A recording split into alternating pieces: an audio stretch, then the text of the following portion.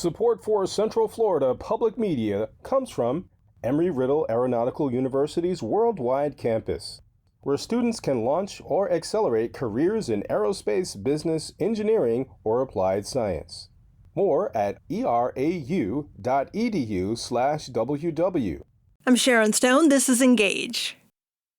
The Orange County Tourist Development Tax Citizen Advisory Task Force met Tuesday night to present their recommendations for the distribution of up to $3 billion for tourism-related projects, as mandated by Florida law. 24 applicants submitted proposals to the 34-member board for projects including upgrades to the Orange County Convention Center, funds for museum projects and cultural festivals, and improvements to UCF's athletic facilities. One of those proposals is a project that has been brewing for years. The Orlando Dreamers are a group of investors pressing to bring a Major League Baseball team to Orlando. Earlier this month, the Dreamers presented a rendering of a proposed stadium to be built at a location on the I-Drive corridor. They came to the task force with a TDT funding request on Tuesday night, and they got their response. Our next applicant was the Orlando City Baseball Dreamers. They were asking for $975 million for a Major League Baseball stadium. There was 29% support for this project, with 13% strongly support and 16% somewhat support.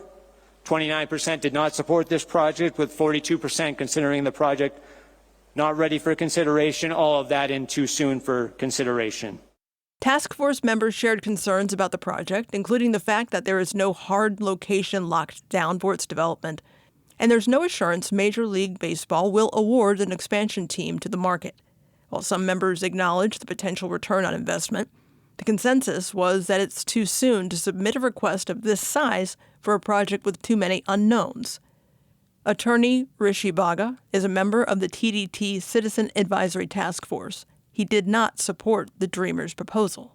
I think ultimately the TDT members, at least my read of it, were wanting to make sure that the tourist dollars were kind of spread to different areas within the county. That seemed to be one of the things that kind of came up multiple times as we were discussing it, as the desire to have these tourist dollars flow to different parts of the county and not just the I-Drive corridor. And I think a lot of the Dreamers proposal has really focused on that corridor itself. So I think maybe that reflected part of it. I think another part it was just a worry about taking on, additional debt and what that might mean. So a lot of the proposals that did seem to go through were more grant programs and less things that would require, taking on additional debt for the county. So I think those were some of the motivating factors. I think fundamentally, maybe one of the biggest factors was just that it did not seem that it was a guarantee that we were going to get this baseball team. So it's one thing to know that this baseball team is absolutely coming and therefore you're putting money aside for it. And another thing that to put the money there, but not actually know if there's a baseball team, coming or not. So I think it becomes pretty speculative. And I think there was some hesitance to support or fund measures that seem speculative in nature. Where do you fall? Did you support the proposal?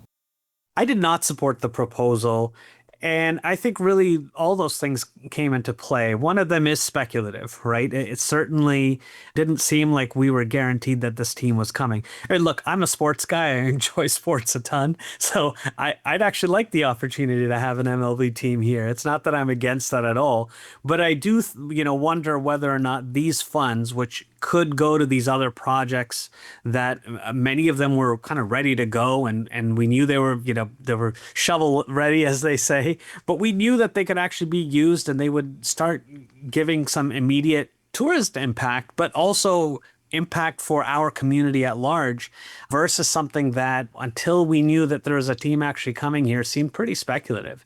I think for a lot of us too, and it's reflected in some of the larger recommendations that the task force gave, were concerns just about where we're spending this money generally and making sure that there was sufficient, thought given to things like transportation, thought given to things like wages and where people would actually live and how it affected the neighborhoods that were being proposed. There were some folks certainly who are on the I-Drive corridor who welcome it being there because they see it as a tourist destination. But for some of the folks who live there, who are residents, we heard from folks in that Williamsburg area down close to the convention center and SeaWorld who are very concerned about what it would mean for their community to have a ballpark put in there. And the rest of the sports facilities we have in Orlando are downtown and not down in that tourist corridor. So it does become a question of how much this was something that would be beneficial for the entire community and not just geared towards the tourists who come to the county. Was the size of the request itself an issue? $975 million. Would you have viewed it differently at a lower dollar amount? Sure. I think the size is always something that's relevant, right? There were some proposals and to be clear, the only proposals we looked at were at the $20 million plus range. That's the marching orders we were given. But at the size of it and the money that you're asking to put aside, that certainly comes into play. It's important to note here that this task force was assembled to deal with what I kind of view as overage. A few years ago, there was a task force assembled, I want to say in 2023, that addressed where a lot of money was going to go. And so there was already money put aside to renovate the convention center, money put aside to fixing up Camping World Stadium, for example. And over the last 2 or 3 years, because there's been more TDT dollars that have come into the pot than expected, it's where this sort of overage arose. So it did, I think, become a question for a lot of folks of, can we guarantee that this sort of overage would continue if there's a downturn in the economy? But also, do we really want to use that extra money we've got and now put it into these even larger, big projects that would potentially cost the county money for a long time to come? So I think all these things were in play. And, there was 25, 30 people on that task force, so I can't speak for all of them, but I think that these were some common themes I heard in our discussions. That was TDT Citizen Advisory Task Force member Rishi Baga. UCF Associate Professor Sergio Alvarez is also on the task force. He shared his concerns about the financing of the project. It's a lot of money that they're asking, $975 million, and it far exceeds the annual collections of the TDT. So I asked if it would be okay for their project to be funded in annual installments. And they said that no, that they would prefer for the county to take out a loan so that they could get a one lump sum payment.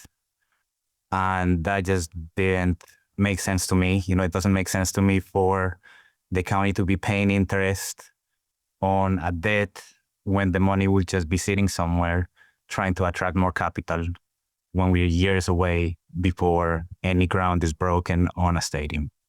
The advisory board ultimately recommended funding for 12 projects, including upgrades to the Dr. Phillips Center, the development of a cultural center in Eatonville, and improvements to Camping World Stadium. But this does not end the Dreamers' quest to bring big league ball to the City Beautiful. Jim Schnorf is the co-founder and CEO of the Dreamers. He attributes the task force's lack of support to incomplete research, a rushed process, and a fluid political climate. But he is not deterred. This is not at all unexpected. We wanted to take advantage of the opportunity to showcase our new, updated, more detailed renderings of our stadium site and to be able to communicate our updated economic impact study results, which are incredibly impressive. And also to point out that we are prepared to distribute to Orange County over 30 years, hundreds of millions of dollars back into the tax coffers for use for critical local needs like transportation and workforce housing. So we really saw it, frankly, as an opportunity to update the community on all the progress that we've made and, the exciting news that we will be able to structure an arrangement to put money back into Orange County's tax coffers for local use. Some comments from members of the TDT task force were, this is a project with a high chance of failure and a high potential for reward if it works. Also heard no franchise, no confirmed site, no independent economic analysis yet. Does any of this feedback affect your roadmap moving forward? Will it change how you present proposals? Well, a couple of comments are just factually inaccurate. I mean, we would have had by far the most, what I would call comprehensive, accurate economic impact analysis done of any of the applicants. In terms of risk, we frankly would be the least risky applicant because no money would ever be spent by Orange County until we had a Major League Baseball franchise. So there would be unconditional assurance that once TDT dollars were spent on behalf of a baseball stadium, we would have a franchise here and would be delivering monumental job creation and economic impact returning back to Orange County. So frankly, we would be the least risky applicant. We did speak to a member who's concerned about the request for the county to take out a loan to cover $975 million as a lump sum. Any response to exposing the county to the interest rates on that loan?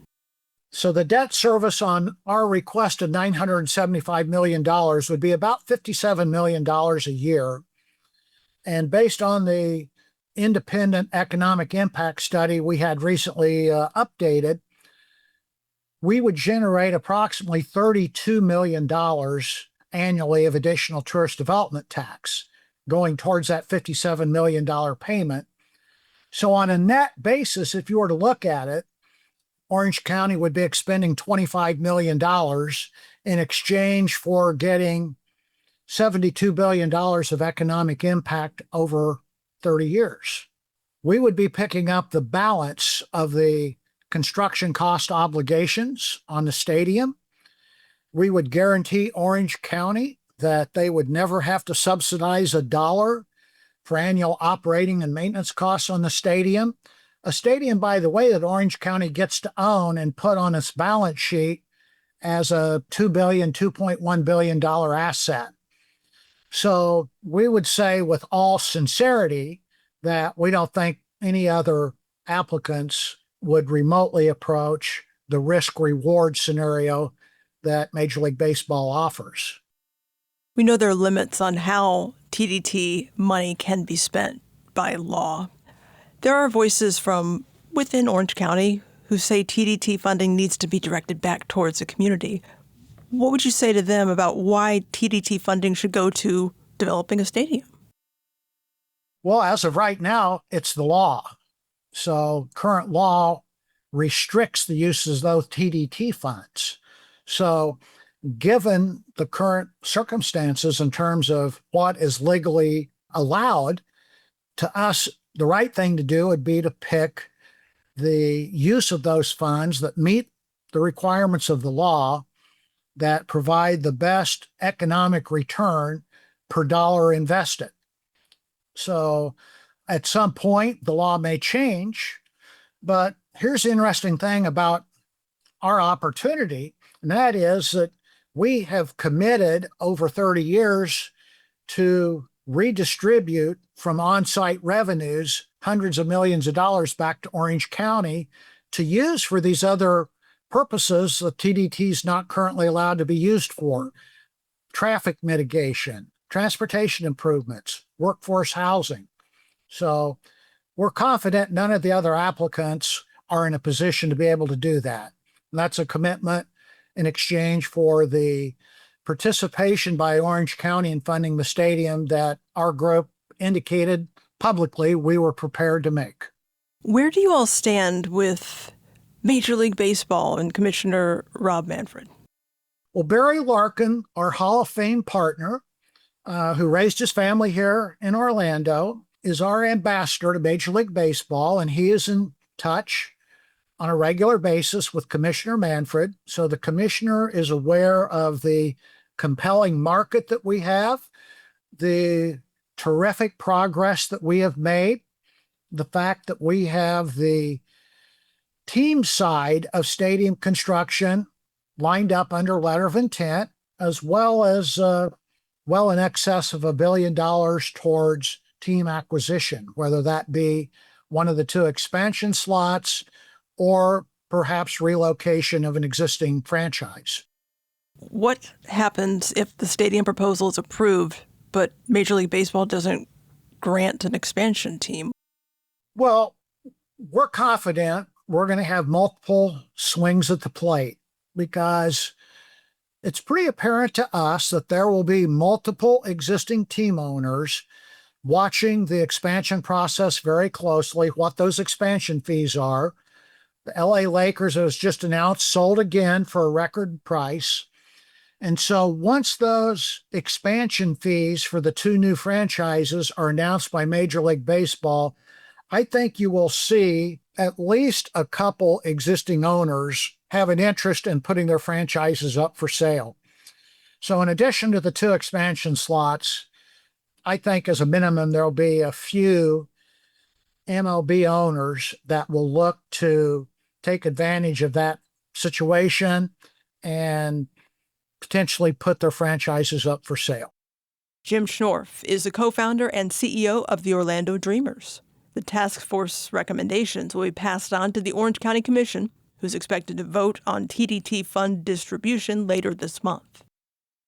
Engage is a production of Central Florida Public Media. Subscribe wherever you get your podcasts so you never miss an episode. Richard Copeland is our senior producer. I'm Sharon Stone. You can reach us anytime with questions, comments, or story ideas. Send an email to engage@cfpublic.org. Thanks for listening.